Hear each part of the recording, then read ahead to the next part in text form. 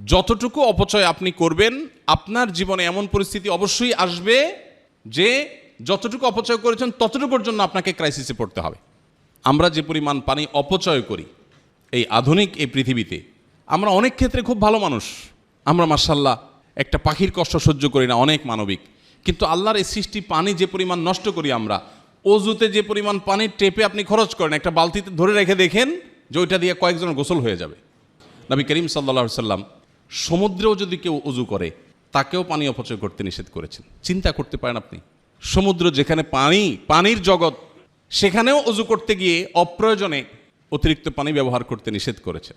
নবীজি সাল্লাল্লাহু আলাইহি সাল্লাম অজু করতেন, ছোট এক গ্লাস পানি লাগতো, এক মগ পানি দিয়ে তার গোসল হয়ে যেত। এটা তার চিরাচরিত অভ্যাস ছিল।